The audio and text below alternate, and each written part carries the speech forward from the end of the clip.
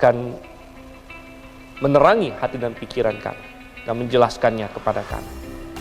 Pimpin Tuhan. Kami berdoa dalam nama Yesus Kristus. Amin. Baik, sebagaimana tadi sudah kita sebut, mazmur ini ditulis oleh seorang tokoh namanya Asaf. Nah, kalau kita ada membaca kitab Tawarik dan lain sebagainya, kita tidak akan asing lagi dengan nama Asaf di sini, walaupun dia tidak seterkenal. Katakanlah raja-raja Israel, semua orang tahu ya, Saul, Daud, Salomo. Asaf mungkin tidak seterkenal itu, tetapi sebenarnya ada tokoh yang sangat berpengaruh juga. Karena Asaf ini adalah satu dari 3 orang utama ya, teman dia adalah Heman dan kemudian ada Etan lagi ya. Heman, Etan, kemudian ada Asaf di sini, dan mereka adalah orang-orang Lewi. Mereka adalah orang Lewi yang diangkat oleh Daud untuk suatu bagian yang apa itu? Ya, orang Lewi mendapat tugas dari Tuhan untuk melayani kemah suci waktu mereka di padang gurun. Dan kemudian bait suci ketika Salomo mendirikan bait suci itu. Dan kalau di kemah suci, tugas mereka antara adalah mengangkat-ngangkat tabut, mengangkat-ngangkat kemah, karena kemah itu gerak-gerak terus. Ya. Tapi ketika mereka sampai ke Yerusalem, kan tidak bergerak-gerak lagi, tidak pindah-pindah lagi. Apalagi ketika Salomo selesai mendirikan bait suci. Oleh karena itu, apa pelayanan orang Lewi jadinya? Oh, tentu banyak. Mereka ada mengerjakan berbagai tugas. Saya bisa membayangkan mungkin mereka bagian kebersihan di bait suci dan sebagainya. Tetapi ada satu tugas yang sangat mulia yang dilakukan oleh orang-orang Lewi yang kemudian dipercayakan salah satunya kepada Asaf ini, yaitu bagian memuji Tuhan. Nah, jadi konsep suatu paduan suara itu untuk memuji Tuhan itu dimulai oleh Raja Daud. Dan dia membagi rombongan orang-orang Lewi menjadi bagian-bagiannya yang harus bernyanyi, yang harus memuji Tuhan, baik dengan suara mereka, baik dengan instrumen musik, lain sebagainya. Dan Asaf diangkat menjadi pemimpinnya. Asaf adalah salah satu pemimpin dari paduan suara Israel yang pertama itu, saudara kasih Tuhan. Dan bukan hanya itu saja. Rupanya dia adalah seorang yang juga diinspirasikan. Kalau Anda membuka, mungkin kita tidak usah, tapi Anda buka nanti 2 Tawarik 29 ayat 30. Di situ Daud dan Asaf keduanya disebut sebagai pelihat atau nabi. Dan itu benar karena rupanya Tuhan menginspirasikan Asaf. Ada lagu-lagu yang dia tulis yang kemudian adalah terbukti sebagai firman Tuhan. Dan salah satunya yang tadi kita baca di dalam Mazmur pasal 73. Mungkin ini adalah Mazmur Asaf yang paling terkenal. Ada beberapa Mazmur yang dia tulis. Dan ini adalah salah satu yang penuh dengan pengajaran. Dan pasal-pasal seperti inilah yang membuat kita merasa tidak heran bahwa Mazmur pun, kitab Mazmur pun, walaupun Mazmur bisa disebut sebagai buku kidung puji-pujian, buku nyanyi, tapi Mazmur juga dikategorikan sebagai kitab hikmat karena mengandung hikmat yang begitu penting bagi kita. Karena di dalam Mazmur pasal 73 ini, Mazmur ini, Asaf dalam inspirasi Tuhan mengajarkan suatu prinsip yang sangat penting untuk kehidupan kita. Dan apa prinsip itu, apa yang diajarkan dan sebagainya, itulah yang akan kita bahas pada hari ini. Ada 4 poin saja yang ingin saya bahas dari 28 ayat ini mengenai prinsip yang diajarkan di dalam Mazmur pasal 73. Yang pertama, saudara kasih Tuhan, kita melihat ayat yang 1, bagaimana prinsip ini diajarkan, prinsip ini dinyatakan, saudara. Jadi Mazmur ini agak sedikit lain. Ada banyak Mazmur lain, di depannya ada masalah, ada pergumulan, kemudian solusinya sampai ke bagian terakhir. Tetapi kalau di Mazmur 73, prinsipnya atau caranya atau kesimpulannya itu sudah dinyatakan di paling awal sekali. Ya, dan itu ada di ayat 1. Sesudah titelnya Mazmur Asaf, langsung prinsip atau pengajaran atau kesimpulannya disampaikan kepada kita. Nah, apa kesimpulannya, apa pengajarannya, prinsipnya di sini? Dikatakan sesungguhnya Allah itu baik bagi mereka yang tulus hatinya, bagi mereka yang bersih hatinya.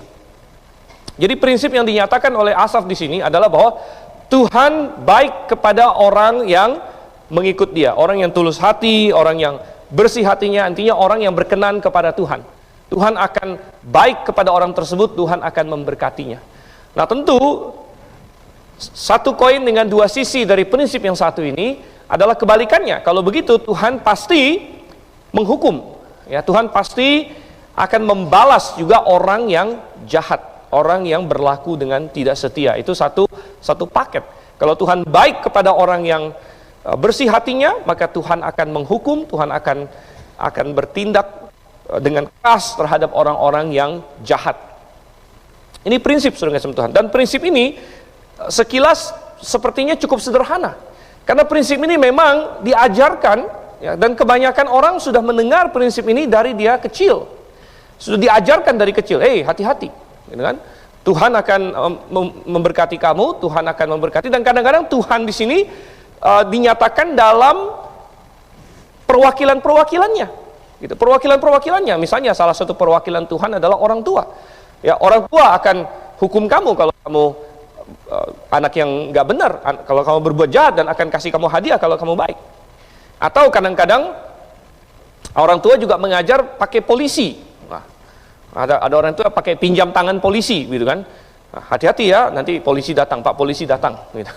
Kadang-kadang bisa bikin anak trauma juga sama polisi, gitu kan? Nah, hati-hati nanti polisi datang dan sebagainya. Tapi saudara yang kasih Tuhan, semua itu adalah sebenarnya perpanjangan tangan dari otoritas, ya. Dan ujung-ujungnya adalah Tuhan sebenarnya.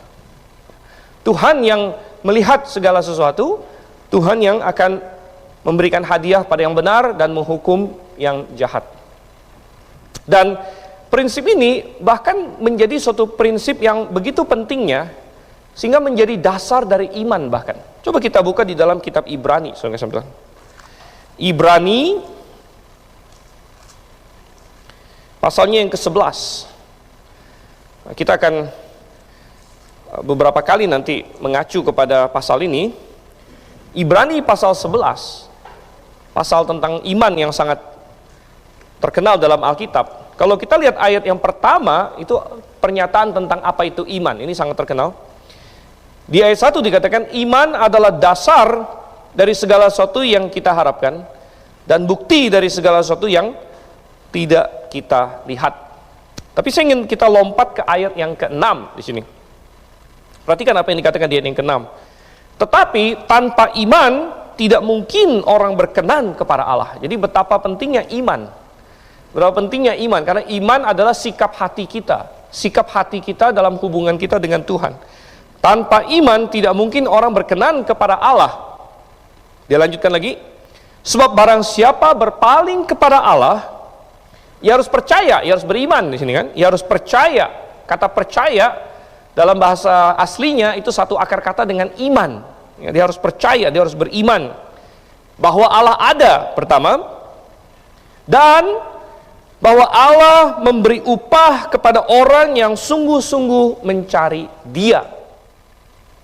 Jadi iman yang benar itu bukan hanya percaya bahwa Allah ada, kan? Tapi bahwa Allah memberi upah kepada orang yang sungguh-sungguh mencari Dia.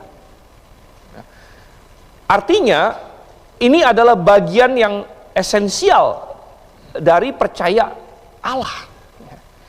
Kamu percaya Allah bukan hanya berarti percaya bahwa Allah ada, teoritis, tetapi bahwa Allah ada dan ada efeknya. Ada efeknya kepada saya. Ada pengaruhnya kepada saya. Oke, coba kita kembali lagi ke dalam Mazmur pasalnya yang ke-73. Jadi, prinsip ini dinyatakan di awal langsung, bahwa Allah memberkati orang yang berkenan kepadanya. Dan secara tidak tertulis juga Allah akan menghukum orang yang berbuat jahat di sini. Sepertinya simple, tetapi untuk memahami ini diperlukan perspektif yang benar. Karena prinsip yang sederhana ini bisa disalahgunakan, bisa diputarbalikkan, bisa disalahartikan. Contoh yang paling terkenal dalam Alkitab adalah Ayub.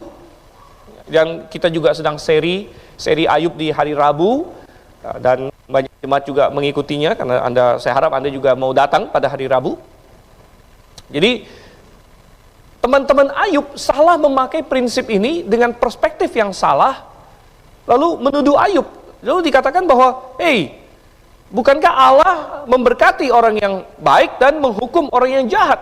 Lalu mereka melihat Ayub, ya, Mereka melihat Ayub, bahwa Ayub menderita, bahwa Ayub sedang dalam kesusahan, Ayub sepertinya sedang kena hukuman oleh Tuhan. Bahkan apa yang terjadi kepada Ayub bisa dianggap tidak mungkin kebetulan. Ayub sendiri tidak merasa itu kebetulan. Kalau kita membaca, Ayub yakin banget Tuhan ada hubungannya. Dia berkata, Tuhan telah menghajar aku, Tuhan telah ini. Karena Anda bisa bayangkan, seperti orang melempar dadu gitu kan, melempar dadu, Anda bilang, berapa kali kalau Anda lempar dadu 10 kali dapat angka 6 gitu misalnya. Nah, itu tinggal secara matematika dihitung saja itu. Ya, permutasi, kombinasinya segala macam. Ya. Lalu apa yang terjadi kepada Ayub? Bagaimana dalam satu hari? Ya. Pertama datang kabar tentang dombanya, kabar datang tentang unta-untanya, kabar datang tentang, pokoknya satu persatu aset dia itu hilang. Dan hilangnya dengan cara yang luar biasa, hilangnya total begitu. Sampai terakhir anaknya. Sehingga baik Ayub maupun teman-temannya merasa ini nggak mungkin kebetulan. Ini nggak mungkin kebetulan. Pasti ada sesuatu di sini. Dan teman-temannya langsung menyimpulkan, karena kamu kena hukum oleh Tuhan, maka kamu pasti orang yang jahat.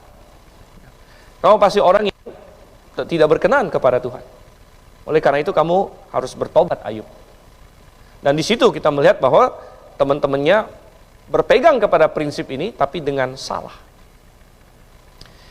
Ada contoh yang lebih belakangan ini, menarik sekali bahwa tadi lagu terakhir yang kita nyanyikan, dipilih oleh pemimpin nyanyi adalah It is well with my soul, atau nyamanlah jiwaku. Dan kita sudah sering sebut ini, tapi mungkin bagus untuk mengingatkan lagi bahwa lagu ini ditulis oleh seorang Amerika namanya Horatio G. Spafford. Horatio G. Spafford, dan ada kisah yang sangat luar biasa di balik penulisan lagu ini. Kita hari ini menikmati lagu tersebut. Salah satu lagu yang sangat indah dalam buku nyanyi kita, It is well with my soul. Nyamanlah jiwaku, nyamanlah jiwaku. Dan kalau orang tidak tahu ceritanya, mungkin dia berpikir orang yang menulis lagu ini sedang asik-asik duduk di bawah matahari gitu kan. Wah, nyamanlah jiwaku begitu, sedang menikmati enaknya kehidupan, nyamanlah jiwaku. Tapi bukan. Horatio G. Spafford tidak menulis lagu itu dalam kondisi seperti itu. Melainkan dia menulis lagu itu ketika dia baru saja kehilangan 4 anak putrinya, 4 anak perempuannya. Jadi kisahnya waktu itu, Horatio G. Spafford adalah seorang bisnismen di Amerika. Dia punya bisnis, dia orang yang lumayan berada. Lalu ada kebakaran di salah satu bisnisnya. Ya, jadi sudah kena masalah ekonomi, salah satu bisnisnya kebakaran. Dan lalu dia bilang sama keluarganya, kayaknya kita lagi stres, ada masalah dan sebagainya, mari kita liburan ke Eropa. Ya, memang dia orang yang cukup berada, liburannya ke Eropa. Kita libur ke Eropa katanya di sini ya. Lalu mereka naik kapal, saudara. Mereka sudah beli tiket kapal. Dan pada menit terakhir, Horatio ada hal yang menahan dia, ya, sehingga ada bisnis dan sebagainya, sehingga akhirnya dia terpaksa nggak bisa pergi duluan. Dan dia bilang sama istrinya, nggak apa-apa, kamu aja duluan, saya akan menyusul dengan kapal selanjutnya. Jadi dia tidak naik kapal itu. Ya. Lalu apa yang terjadi, saudara yang kasih Tuhan? Dalam tengah perjalanan dari New York ke Eropa, kapal yang ditumpangin oleh istri Spafford dan dengan 4 orang anak putrinya tenggelam. Ya, tenggelam. Dan 4 anak putrinya meninggal, istrinya berhasil diselamatkan oleh kapal yang dekat di situ. Ya. Dan sampai di Eropa, istrinya kasih telegram kepada Spafford, hanya berkata bahwa selamat tapi sendirian, katanya di situ ya. Selamat tapi sendirian. Nah, Spafford sudah beli tiket kapal berikutnya. Nah, dia tahu istrinya sedang sangat sedih, kehilangan 4 orang putri. Dan dia naik kapal berikutnya. Dan kapten kapal itu tahu apa yang terjadi pada Spafford. Jadi ketika mereka lewat perairan di mana kapal istrinya itu tenggelam dengan 4 orang putrinya, dia panggil Spafford, dia bilang, kira-kira disinilah waktu itu beberapa hari yang lalu kapal itu tenggelam. Dan ketika melewati perairan itulah, saudara kasih Tuhan, ketika Spafford merenungkan matinya putrinya di situ, dia menuliskan lagu Nyamanlah Jiwaku ini. Dia menulis lagu itu pada waktu itu, saudara kasih Tuhan. Masalah belum selesai bagi dia. Ketika dia kembali lagi ke Amerika lain sebagainya, dia masih punya putra, saudara kasih Tuhan. Seorang putra yang masih kecil, putra itu sakit dan meninggal juga. Jadi dia kehilangan 4 orang putri, 1 orang putra. Saking berturut-turutnya berbagai bencana kena kepada dia, orang-orang gerejanya mulai berpikir bahwa dia ini kena hukuman oleh Tuhan. Sehingga dia mulai dikucilkan di gerejanya. Orang mulai berbisik-bisik tentang dia dan istrinya. Jadi itu mirip dengan apa yang terjadi kepada Ayub. Dan akhirnya Spafford dan istrinya tidak bisa lagi di gereja tersebut, dan ceritanya mereka pergi ke Israel dan menjadi misioneri di sana.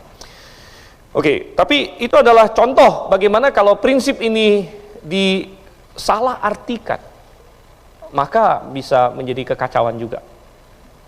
Coba kita masuk selanjutnya, kita buka lagi dalam Mazmur pasal 73 di sini. Jadi ayat pertama adalah prinsip ini diajarkan.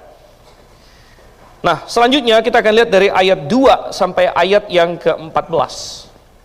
Ayat 2 sampai 14 adalah prinsip ini dipertanyakan. Prinsip ini dipertanyakan. Ya, prinsip itu tadi sudah dinyatakan oleh Asaf di ayat 1. Tuhan itu memberkati orang yang baik, memberkati orang yang bersih hatinya, menghukum orang yang jahat. Tapi kemudian Asaf sendiri menceritakan pergumulan dia rupanya. Jadi ayat 1 adalah kesimpulan akhirnya, makanya saya bilang kesimpulannya sudah ditaruh duluan. Tapi kemudian ayat 2 sampai ayat 14 menceritakan pergumulan Asaf sendiri, bahwa dia sempat sangat meragukan prinsip ini.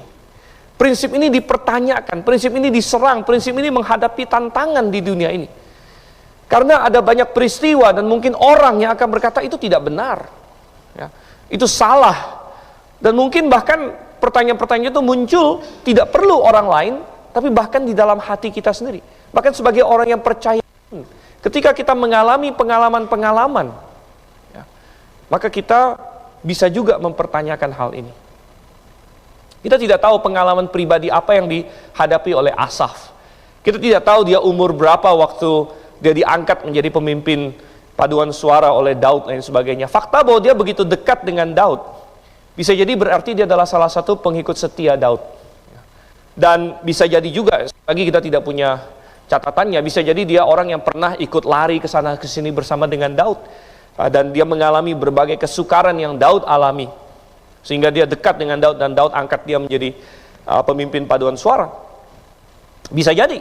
Dan ketika dalam pelarian itu mungkin dia bergumul, kenapa orang jahat seperti Saul yang jelas-jelas tidak benar, yang sudah Daud selamatkan 2 kali, padahal Daud punya kesempatan untuk membunuh Saul dan tidak, dan Daud orang yang begitu baik dan lain sebagainya. Kenapa Saul tetap sebagai raja, sedangkan kita luntang-lantung sana sini, hidup seperti tidak jelas, seperti anjing yang lari dari gua ke gua, bahkan nongol ke kota pun tidak berani. Kenapa Tuhan? Kenapa Tuhan?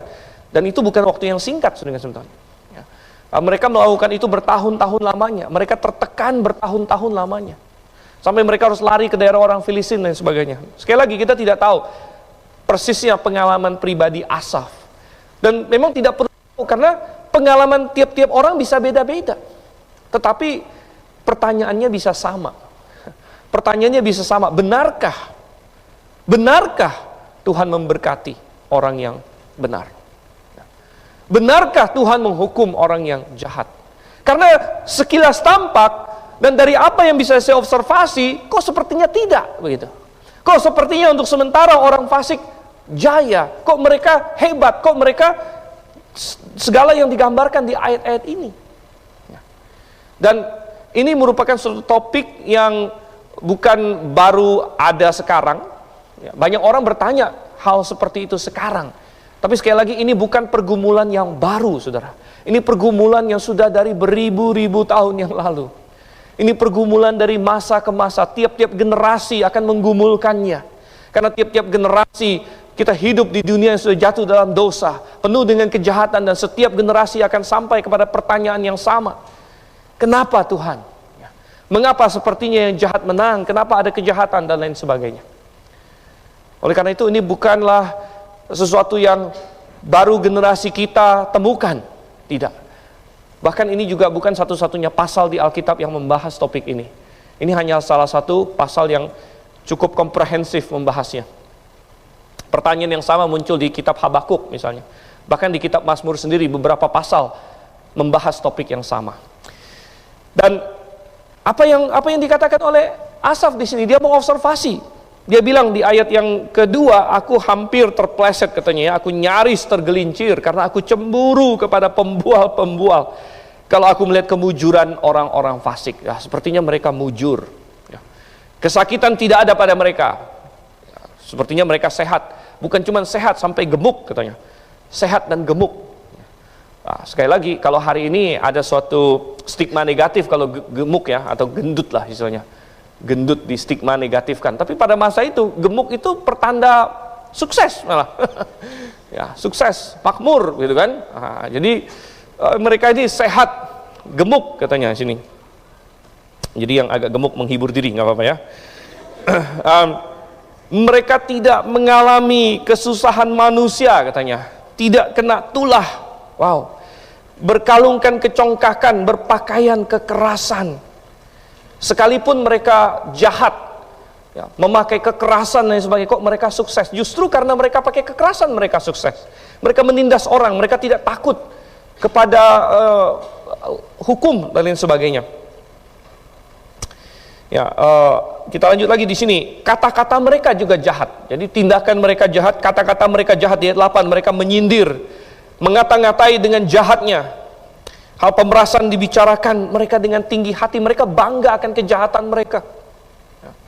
Mereka bangga. Ya, dan mereka membuka mulut melawan langit, lidah mereka membual di bumi. Sebab itu orang-orang berbalik kepada mereka, mendapatkan mereka seperti air yang berlimpah-limpah. Mereka populer. Mereka sepertinya mengajarkan hal-hal yang membuat orang senang, dan orang berpikir, oh inilah orang yang sukses. Jadi kalau kita mau sukses harus ikut yang seperti ini. Saudara, perhatikan ayat yang ke-11. Dan mereka berkata, bagaimana Allah tahu hal itu? Adakah pengetahuan pada yang maha tinggi? Ini adalah ateisme praktis. Ateisme praktis. Artinya, bisa jadi secara teoritis mereka percaya ada Allah, tapi pada prakteknya mereka tidak mencerminkan itu. Mereka berkata, Allah tidak tahu. Kalaupun Allah ada, dia pun tidak tahu. Dia tidak peduli. Dan ini adalah ateisme praktis, saudara kasih Tuhan. Kita tidak peduli tentang ateisme teoritis yang dipertandingkan oleh para filsuf. Ya. Adakah bukti ada Allah, bukti tidak ada Allah, dan lain sebagainya. Tetapi bagaimana pada prakteknya? Begitu banyak orang secara teori berkata, aku percaya ada Allah. Bahkan ada orang Kristen, saudara. Ada satu buku yang saya pernah lihat judulnya, katanya apa? Kristen ateis, katanya sih. Kristen ateis. Sekilas kita bilang, kok bisa ada Kristen ateis? Kristen kan nggak mungkin ateis. Tapi maksud buku itu adalah Kristen sih Kristen, tapi tindakannya ateistik. Tindakannya tidak memperhitungkan Tuhan. Dan itu kan sama saja, maksudnya kamu ngomong kamu percaya Tuhan, tapi Tuhan tidak ada efeknya bagi kamu. Dan ini kembali lagi ke yang tadi kita baca, iman yang benar, iman yang Tuhan inginkan. Yang tadi kita baca di dalam Ibrani 11 ayat 6, bahwa tidak ada orang yang bisa berkenan kepada Tuhan tanpa iman. Dan kalau orang mau berpaling kepada Allah, ia harus percaya, satu, bahwa Allah itu ada, dan dua, bahwa dia memberi upah kepada orang yang mencari dia. Jadi tidak cukup bahwa Allah ada, tapi kemudian tidak ada efeknya bagi saya. Melainkan Allah ada dan dia berdampak pada saya, ya. Bahwa dia akan memberikan upah, bahwa dia akan menghakimi saya, dia akan menghukum saya kalau saya menyimpang, dan dia akan memberikan upah kepada yang sungguh-sungguh mencari dia. Nah, ini adalah baru iman yang benar. Oh saudara, kita lihat lagi. Jadi kembali ke Mazmur pasal 73 di sini. Ayat 12, sesungguhnya itulah orang-orang fasik, mereka menambah harta benda dan senang selamanya. Ya, ini adalah observasi kebanyakan orang. Observasi, wah sepertinya mereka sukses sekali, kaya, bertambah-tambah, senang selamanya. Nah, kebalikannya apa? Kebalikannya ayat 13 dan 14. Sia-sia sama sekali aku mempertahankan hati yang bersih dan membasuh tanganku tanda tak bersalah. Namun sepanjang hari aku kena tulah dan kena hukum setiap pagi. Pemazmur Asaf di sini membandingkan bahwa sepertinya dirinya sendiri, dia sudah berusaha, Tuhan aku sudah setengah mati mempertahankan, apa katanya, tangan yang bersih, hati yang bersih. Sekali lagi, kita tidak tahu pengalaman pribadi Asaf. Ya, kita tidak tahu pengalaman pribadi dia, tidak dicatatkan. Kita hanya bisa menduga-duga. Apakah dia bagian dari orang-orang Daud, waktu Daud lari sana sini? Apakah dia salah satu orang Lewi yang melayani keluarga Imam Abiatar dan bapaknya Ahimelek yang dibunuh oleh Saul semuanya? Karena orang Lewi kan banyak melayani imam-imam pada waktu itu. Kita tidak tahu persis, ya. Tapi memang tidak terlalu penting pengalaman pribadi Asaf, karena ini bisa diterapkan kepada kita masing-masing. Ini bisa diaplikasikan. Karena seringkali kita merasa bahwa kok tidak ada yang menghargai ya usahaku untuk berbuat benar. Sepertinya itu sia-sia. Ya, ketika aku mencoba untuk mengikuti prinsip Tuhan, sampai berkorban, ya, sampai keluar biaya, keluar tenaga, ya, dan lain sebagainya, sepertinya tidak mendapat balasan dari Tuhan. Kadang-kadang kita berpikir demikian. Jadi ini adalah tantangan, saudara sekalian, tantangan kepada prinsip ini.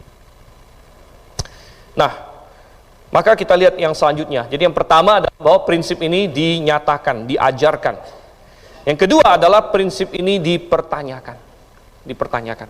Tapi puji syukur di ayat 2 Asaf tidak berkata dia terpleset, tapi dia berkata apa? Sedikit lagi. Sedikit lagi. Untung tidak sampai terpleset. Nyaris ya, tergelincir, bukan sudah tergelincir, nyaris saja. Maka poin kita yang ketiga adalah bahwa prinsip ini dipertahankan. Prinsip ini dipertahankan, saudara. Dan itu ada dari ayat yang ke-16 sampai ayat yang ke-20. Prinsip ini kemudian mendapatkan pembenarannya, dipertahankan. Ayat yang ke-16 dikatakan, tetapi ketika aku bermaksud untuk mengetahuinya, hal itu menjadi kesulitan di mataku. Oh, ini memang hal yang pelik. Ini adalah sesuatu yang sulit untuk dipahami. Bahkan pemazmur berkata, aku sulit untuk memahaminya. Ya, kenapa? Karena memang sulit, saudara. Tetapi ayat 17, sampai aku masuk ke dalam tempat kudus Allah dan memperhatikan kesudahan mereka. Jadi ada kuncinya di sini.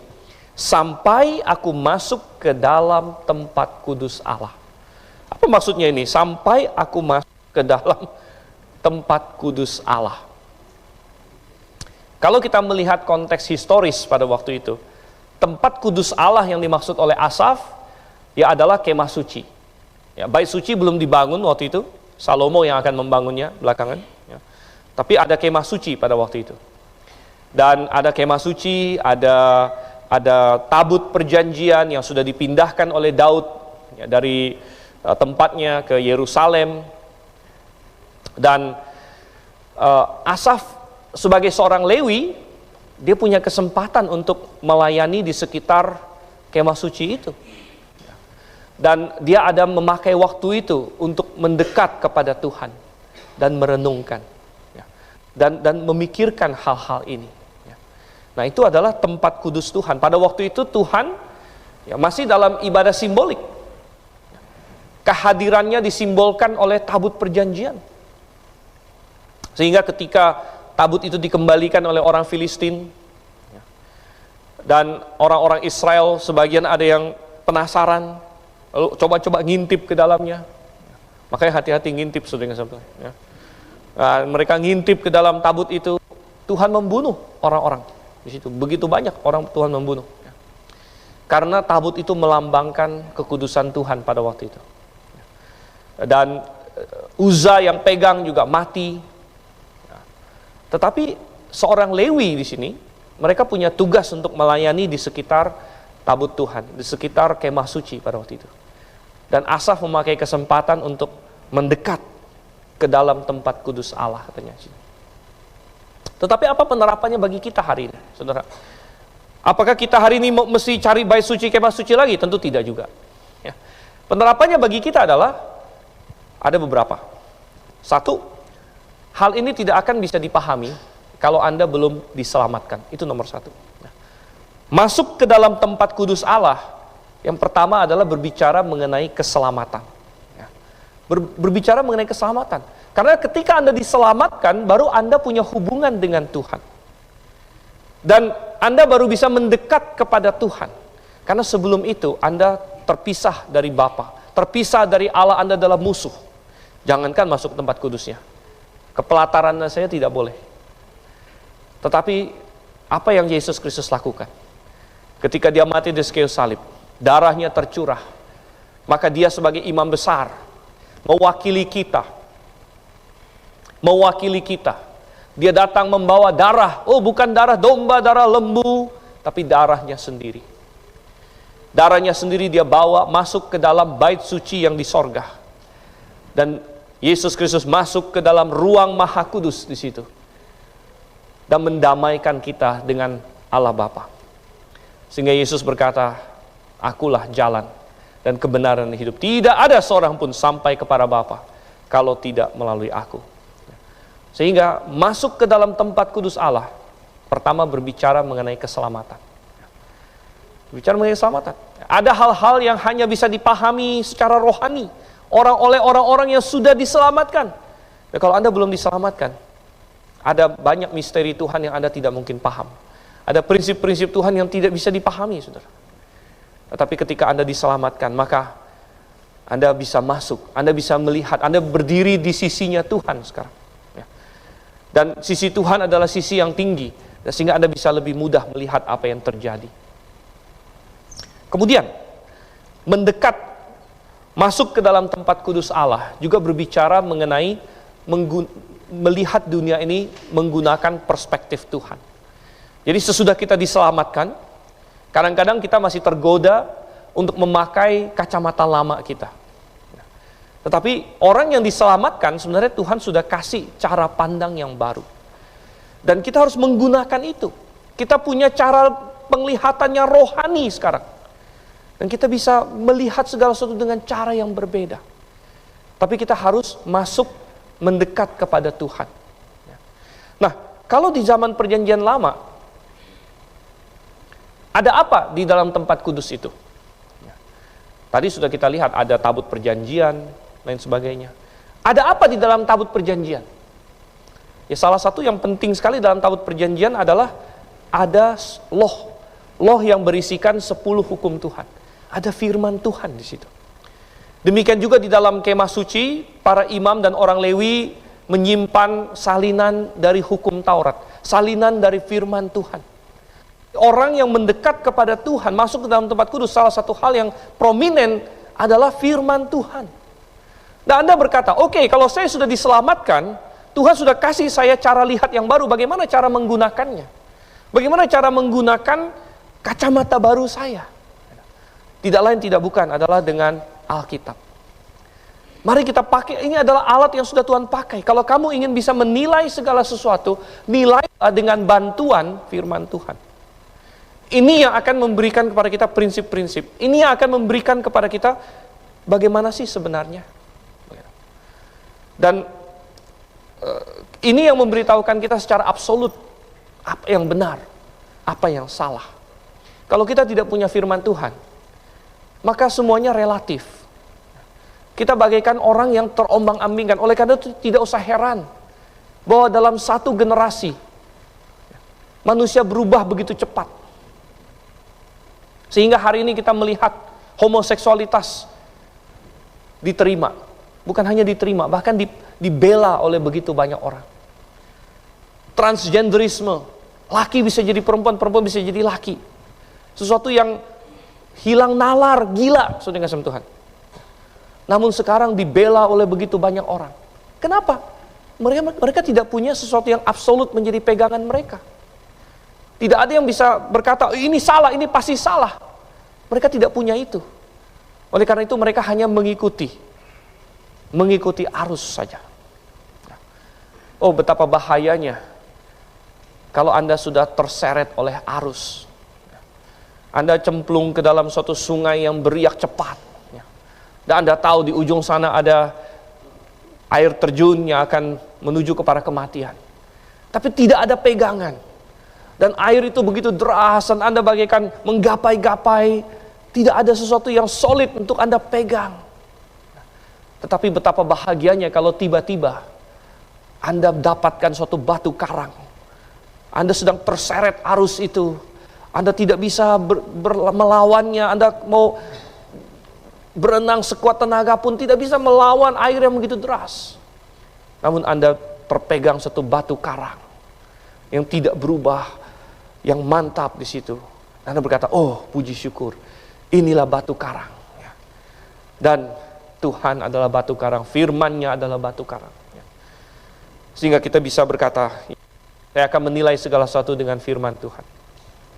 Saya akan melihat zaman ini dengan firman Tuhan. Memang sulit untuk memahami kenapa begini, kenapa begitu. Tapi kalau saya memakai kacamata firman Tuhan, maka saya menjadi paham.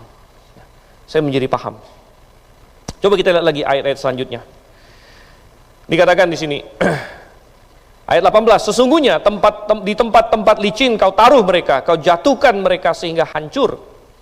Berapa binasa mereka dalam sekejap mata, lenyap, habis oleh karena kedahsyatan. Seperti mimpi pada waktu terbangun ya Tuhan, pada waktu terjaga rupa mereka kau pandang hina. Salah satu kunci lain di sini adalah kita harus bisa melihat dari sisi waktunya Tuhan. Waktunya Tuhan.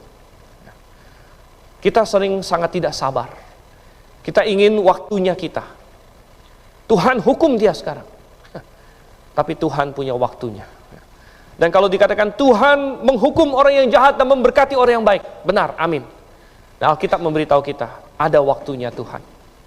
Kalau kita sabar untuk menunggu itu, maka kita akan menemukan itu benar. Itu tepat.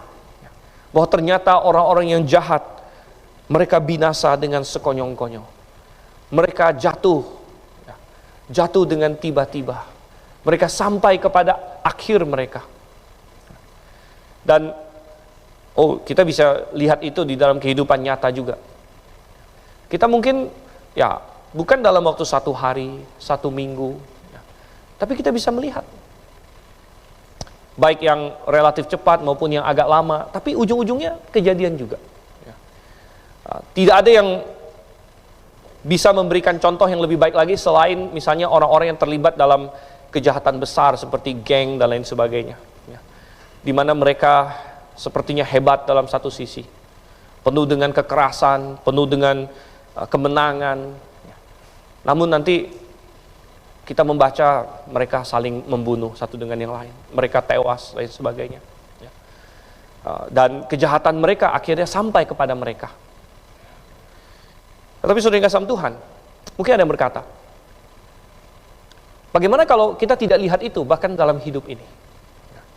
Maka kita harus percaya bahwa mereka juga menemui akhir yang tiba-tiba di dalam penghakiman Tuhan. Mereka menemui akhir yang tiba-tiba di dalam kematian. Dan bahwa ada penghakiman bagi mereka setelah kehidupan yang satu ini. Dan Anda berkata, loh, bagaimana kita bisa tahu akan hal itu? Kan kita tidak lihat, belum lihat sekarang. Nah disitulah letaknya iman, saudara kasih Tuhan. Itulah letaknya iman yang tadi kita baca di dalam Ibrani pasal 11 ayat 1 sampai ayat 6. Di mana dikatakan di Ibrani 11 ayat 1 bahwa iman adalah dasar dari segala sesuatu yang kita harapkan dan bukti dari segala sesuatu yang belum kita lihat. Bahkan ada juga orang benar yang menderita sampai mati pun menderita. Tetapi kita bilang tidak. Saya yakin bahwa dia adalah orang yang diberkati. Walaupun ada yang mati martir, ada yang ditenggelamkan, ada yang dibakar. Anda berkata, bagaimana? Akhir hidup mereka lumayan tragis. Namun kita bilang, hadiah bagi mereka bukan dalam hidup ini saja, melainkan dalam hidup yang akan datang juga. Anda berkata, itu hanya omong kosong, itu hanya untuk menghibur diri. Dari mana kamu tahu? Emang kamu sudah pernah mati lalu melihat hasilnya gimana? Maka saya bilang, saya belum pernah. Saya sendiri belum pernah mati. Saya nggak akan bohong bilang Tuhan Yesus kemarin datang kepada saya begitu ya. Lalu saya turun neraka begitu kan. melihat ini orang-orang jahat di sana, atau bawa saya tur ke sorga, melihat orangnya seperti apa. Saya tidak ada yang seperti demikian. Dan kalaupun saya ngomong begitu, kenapa kamu harus percaya saya gitu? Kenapa kamu harus percaya saya? Bukankah lebih baik percaya apa? Alkitab. Dan kita bilang itulah letaknya iman. Iman, saudara kasih Tuhan. Iman itu bukan menuntut sudah ada di depan mata. Ya. Beberapa minggu yang lalu kita merayakan atau memperingati Tuhan Yesus bangkit. Dan di kelas sekolah minggu dewasa, saya menjelaskan bahwa kita bisa yakin Tuhan Yesus bangkit. Kita bisa beriman bahwa Tuhan Yesus bangkit karena ada bukti-buktinya. Tetapi jangan menuntut bukti, saya harus lihat dengan mata kepala saya sendiri gitu. Tuhan, saya mau percaya kebangkitan Yesus asal Tuhan kasih saya lihat videonya gitu. Kita tuntut itu dari Tuhan. Tuhan kan maha kuasa. Teknologi sudah canggih. Kembalilah ke waktu, pakai handphone saya gitu kan. Rekamlah momen-momen Yesus bangkit. Kirim ke Google Drive saya gitu kan. Supaya saya buka dan saya lihat gitu. Lalu kita menuntut hal seperti itu. Tuhan, kalau Engkau melakukan itu, maka saya akan percaya. Saudara, itu bukan percaya lagi namanya. Itu sudah melihat, dan melihat tidak berbeda dengan percaya. Justru iman adalah bukti dari segala sesuatu yang belum kita lihat. Dan iman itu selalu seperti itu. Iman itu selalu adalah Tuhan memberikan kita dasar yang sudah cukup untuk kita percaya, walaupun kita belum lihat sampai akhirnya. Tapi yang sudah Tuhan kasih sudah cukup bagi kita untuk percaya. Tapi kita diperlukan, Tuhan menuntut kita suatu langkah untuk percaya, walaupun kita belum lihat. Itu mulai dari Adam dan Hawa di Taman Eden, saudara. Tuhan bilang sama Adam dan Hawa, kamu jangan makan buah ini, karena kalau kamu makan, kamu akan mati. Nah, apakah Adam sudah pernah lihat dirinya mati? Kan belum pernah. Apakah Adam sudah pernah lihat ada makhluk yang makan buah itu lalu mati? Belum pernah juga. Dia belum pernah lihat itu, saudara. Kalau sudah lihat itu, maka nggak perlu iman lagi. Itu sudah melihat namanya. Tetapi Tuhan bilang, kalau kamu makan buah ini, kamu akan mati. Nah, apakah Adam punya dasar untuk mempercayai Tuhan? Ada. Dia sudah tahu karakter Tuhan yang baik pada dia. Dia tahu Tuhan adalah pencipta Taman Eden itu, dan pencipta dia. Tuhan yang sudah ciptakan Hawa dan bawa kepada dia. Jadi Adam sudah tahu Allah ini pencipta. Itu sudah dasar yang cukup untuk mempercayai apa yang Tuhan katakan, sekalipun dia belum lihat sampai ke ujungnya. Demikian juga kita hari ini, ada banyak hal-hal ujung yang belum kita lihat, saudara. Kita belum lihat penghakiman akhir. Kita bahkan belum lihat sorga. Tetapi saya katakan, Tuhan sudah memberikan kepada kita cukup dasar untuk mempercayai dia. Tuhan sudah memberikan kepada kita cukup banyak bukti untuk percayai dia. Sehingga dari apa yang kita sudah tahu, kita pegang erat-erat, dan kita bisa yakin bahwa yang belum terjadi, itu pasti akan terjadi juga, seperti yang firman Tuhan katakan. Dan saudara, demikian juga kita harus berkata, saya yakin bahwa Tuhan akan memberkati orang yang setia padanya dan menghukum orang yang jahat.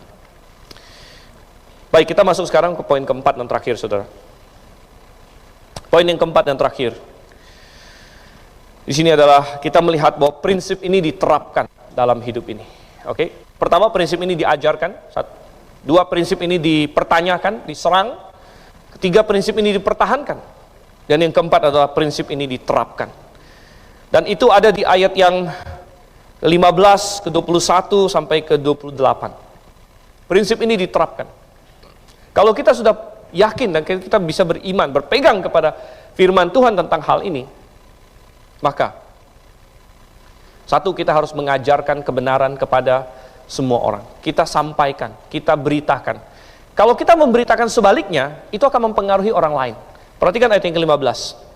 Seandainya aku berkata, aku mau berkata-kata seperti itu, maksudnya seperti orang jahat, ya, maka sesungguhnya aku telah berkhianat kepada angkatan anak-anakmu. Kalau kita secara terbuka menyerang Tuhan. Sekalipun di dalam kebingungan kita, tapi kita menyerang Tuhan, menyerang prinsip firman Tuhan, maka itu bisa meruntuhkan iman orang lain, meruntuhkan orang lain. Kadang-kadang saya pernah ketemu debat sama orang, debat sengit gitu kan, dia kayak ateis atau kayak orang gak beriman. Belakangan udah debat panjang-panjang, dia bilang dia orang Kristen. Saya kira kamu memang orang gak beriman. Oh enggak, itu saya hanya ini aja, role playing katanya, gitu ya. Saya hanya jadi pura-pura jadi orang gak percaya lalu menyerang-nyerang orang Kristen begitu. Jadi dia pengen mendapat jawabannya atau gimana begitu ya.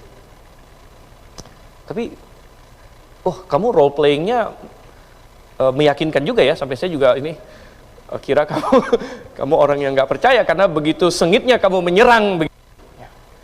Dan saya malah agak ini juga, saya nggak setuju dengan cara seperti ini. Kenapa? Karena itu bisa meruntuhkan iman orang yang kurang kuat juga sebenarnya. Sekalipun kamu katakanlah pura-pura jadi orang yang nggak percaya Tuhan, lalu kamu bilang begini. Tapi siapa tahu ada orang yang lemah imannya, dan mendengar kata-kata kamu, dan iman mereka digoncangkan oleh keraguan-raguan kamu, oleh perkataan-perkataan kamu. Dan memang pemazmur berkata di sini, kalau aku berkata demikian, aku telah berkhianat kepada angkatan anak-anakmu, katanya di sini. Nah, saudara yang kasih Tuhan, semua tadi yang kita bicarakan itu mungkin rasanya secara teoritis bagus kata orang, tapi pada prakteknya susah. Kalau kita sedang enak-enak duduk di ruang kebaktian, bisa kita ngomong seperti ini. Tapi kalau misalnya Anda sedang dalam kesulitan besar, bagaimana? Bagaimana menerapkan ini dalam kehidupan kita? Ini yang dinyatakan di ayat yang ke-21 dan seterusnya. Jadi si pemazmur ingat kembali di masa-masa dia paling pahit, dibilang. Ketika hatiku merasa pahit dan buah pinggangku menusuk-nusuk rasanya. Ketika dia dalam pergumulan hidup, dalam titik rendah imannya, dibilang, aku dungu dan tidak mengerti, seperti hewan aku di dekatmu, tetapi aku tetap di dekatmu. Engkau memegang tangan kananku. Nah, sudah nggak sama Tuhan? Pemazmur berkata bahwa sekalipun dalam hati yang sakit dan pedih, poinnya adalah tetap dekat dan berpegang kepada firman Tuhan.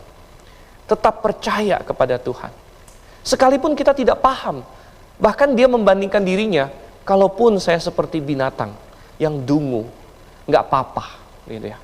Nggak apa-apa, aku akan tetap dekat sama Tuhan. Saudara, ada orang yang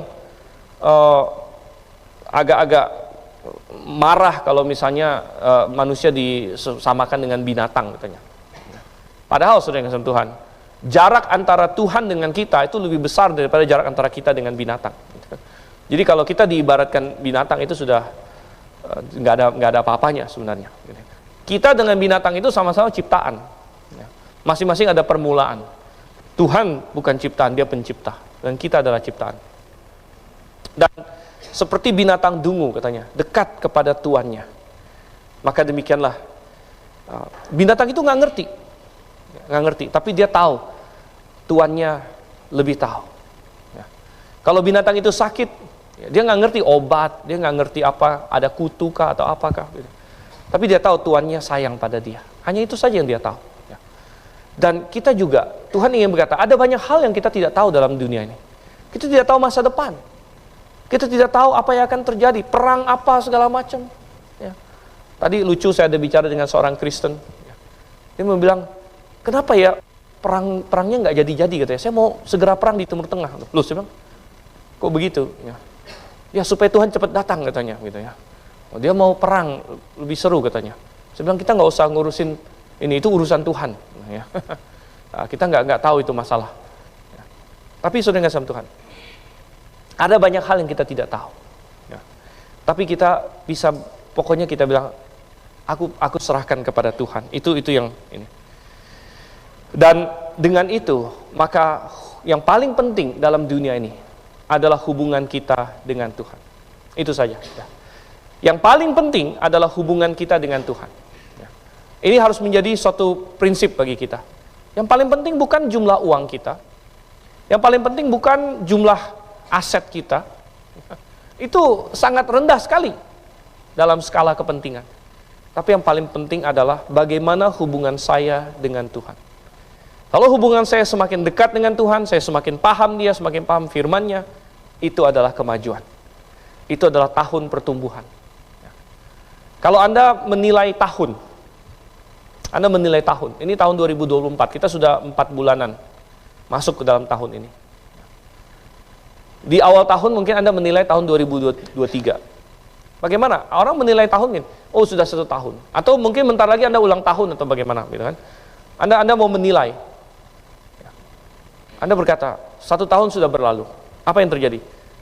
Saya tambah umur, ada nggak saya tambah kaya? Benar gitu kan? Aset saya nambah nggak, gitu kan? Tabungan saya nolnya nambah nggak? Ya. Tapi nolnya harus yang sebelum koma, jangan setelah koma, gitu kan? Ya. Setelah koma nggak ada efeknya. Gitu. Aset saya nambah atau tidak? Gitu. Mungkin itu yang Anda pikirkan. Ya. Tapi sebenarnya yang perlu Anda pikirkan adalah bagaimana hubungan saya dengan Tuhan. Ya. Karena itu yang paling penting. Ayat 25 ini menarik. Saya masih ingat dulu ada seorang mahasiswa GITS, tapi sudah lama sekali. Sekarang udah jadi gembala bahkan. Lalu mungkin dia lagi patah hati waktu itu, lalu dia mengutip ayat ini. Saya nggak akan kasih tahu namanya, karena semua orang GBIA tahu siapa dia. Siapa gerangan ada padaku di sorga selain engkau tidak ada yang kuingini di bumi ini. Dia bilang gitu kan. Jadi mungkin ada sebagian tahu siapa yang saya maksud, yang sudah senior sekali gitu ya. Dia kutip ayat ini. Ini apa maksudnya ini ya? Tidak ada yang kuinginkan di sorga selain engkau tidak ada yang kuingini di bumi, katanya. Ya. Maksudnya bukan berarti kita tidak mengasihi siapa-siapa di dunia ini. Tapi maksudnya adalah bahwa semua yang di dunia ini semu. Anda tahu bahkan suami istri pun adalah hubungan yang sementara untuk di dunia ini saja. Karena nanti di sorga Tuhan berkata kita hidup seperti malaikat, tidak ada lagi kawin mengawin. Oleh karena itu mengapa di dunia ini kalau misalnya suami Anda mati, Anda bisa menikah lagi. Istri Anda mati, Anda bisa menikah lagi. Tapi sampai di sorga bukan berarti istri Anda 2 atau suami Anda 2. Nah, saya masih ingat di waktu saya ke Amerika, saya ketemu satu orang tua namanya Harold. Dia sumbang uang besar ke gerejanya Dr. Strauss. Dengar-dengar cerita, dia udah tua, umur 80-an, istrinya juga 80-an. Harold, istrinya Edith namanya. Saya dengar cerita dia, rupanya si Harold ini dulu menikah dengan perempuan lain, istrinya mati, dia sudah punya anak, banyak anak, udah dewasa juga, udah punya cucu malah. Si Edith ini juga dulu punya suami, juga sudah punya anak, punya cucu, suaminya mati. Lalu dua-duanya pada usia 80-an menikah sudah dengan Tuhan. Ya. Wah, ini luar biasa, kisah cinta yang luar biasa, gitu ya. Tapi kita bilang, nanti kalau mati masuk sorga, siapa suami istrinya kalau begitu? Ya kan? Nggak ada sudah dengan Tuhan, nggak ada. Karena di dalam sorga, hubungan kita satu dengan yang lain, bukan lagi hubungan suami istri, bukan lagi hubungan ayah dengan anak, atau saudara kandung, tapi hubungan kita semua adalah orang-orang percaya di dalam Tuhan. Dan oleh karena itu, hubungan dengan Tuhan itu yang nomor 1. Baik di dunia ini, apalagi nanti di sorga. Dan dengan itu kita bisa menghadapi semuanya. Makanya dikatakan di ayat 26, sekalipun dagingku dan hatiku habis lenyap. Ini jadi mirip seperti Ayub sebenarnya. Gunung batuku dan bagianku tetaplah Allah selama-lamanya. Sesungguhnya siapa yang jauh daripadamu akan binasa. Kau binasakan semua yang berzinah dengan meninggalkan engkau. Ini peringatan Tuhan. Tetapi aku Aku suka dekat pada Allah. Aku menaruh tempat perlindunganku pada Tuhan Allah, supaya dapat menceritakan segala pekerjaannya. Mari kita jadikan ini prinsip hidup kita, dan kita lakukan dalam hidup ini. Mari kita bersatu dalam doa.